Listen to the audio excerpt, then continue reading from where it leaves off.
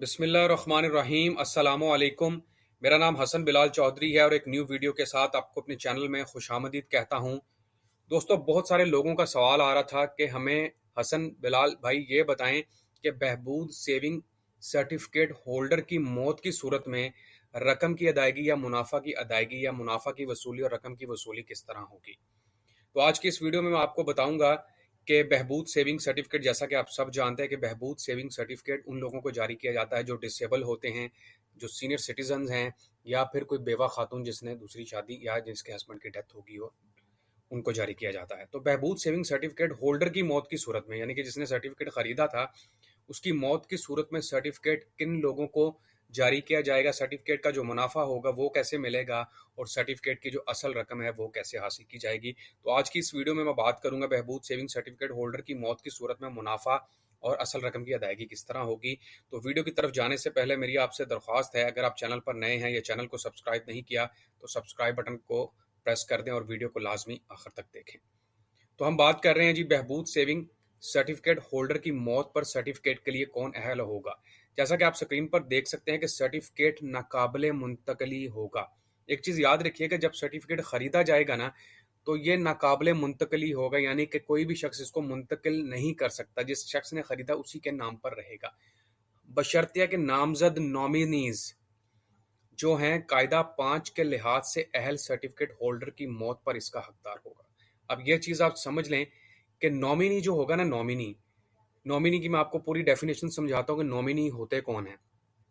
लेकिन यहाँ पर यह कहा जा रहा है कि कायदा 5 रूल्स के तहत, जो कि नेशनल सेविंग्स का कायदा है, उसके तहत सर्टिफिकेट होल्डर की मौत की सूरत में नॉमिनी उस सर्टिफिकेट का हकदार होगा।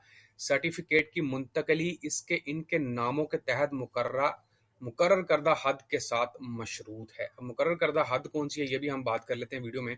वीडियो को लाजमी आखिर तक देखें, बड़ी फ़ायदेमंद वीडियो है, क्योंकि अल्लाह ना करे किसी की मौत हो, लेकिन ये सूरत हाल एक नेचुरल है, मौत अल्लाह की तरफ से आनी है। तो उस सूरत हाल से निपटने के लिए आपको क्या करना चाहिए। तो अब आप स्क्रीन पर देख सकते हैं। सबसे पहले मैं आपको नॉमिनी क्लियर कर देता हूँ। भाई, नॉमिनी क्या है। नॉमिनी नामजद वो शख्स होता है जिसे आप अपनी सरमायाकारी या बैंक की दरख्वास्त में इस शख्स के तौर पर दर्ज कर सकते हैं, जो आपकी गैर मुतवक्का मौत की सूरत में आपके अकाउंट की रकम वसूल करता है। नामजद कोई भी हो सकता है जिसे आप अपना पहला रिश्तेदार समझते हैं, आपके वालिदैन, शरीके हयात, बच्चे, बहन, भाई, कोई भी जो है वो नॉमिनी हो सकता है। अब नॉमिनी जो है वो अगर बैंक की टर्म में देखा जाए, बैंक की टर्म में नॉमिनी वो होता है जब आप बैंक में अकाउंट वगैरह ओपन करवाते हैं या सर्टिफिकेट्स वगैरह खरीदते हैं, जब आप फॉर्म फिल करते हैं तो गौर कीजिएगा, उसके अंदर एक कॉलम होता है नॉमिनी का। नॉमिनी का मतलब है कि आपकी डेथ की सूरत में किस बंदे को आपका सर्टिफिकेट, किस बंदे को आपके बैंक अकाउंट की रकम या मुनाफा मुंतकिल किया जाएगा। तो जो नॉमिनी होगा उसकी तब कॉपी भी प्रोवाइड करनी पड़ती है जब आप फॉर्म वगैरह फिल करते हैं। तो नॉमिनी वो शख्स होता है जो आपकी गैर मुतवक्का मौत की सूरत में आपके बिहाफ पर रकम वसूल करेगा और बैंक पाबंद होगा उसको रकम जारी करने के लिए, मुनाफा जारी करने के लिए।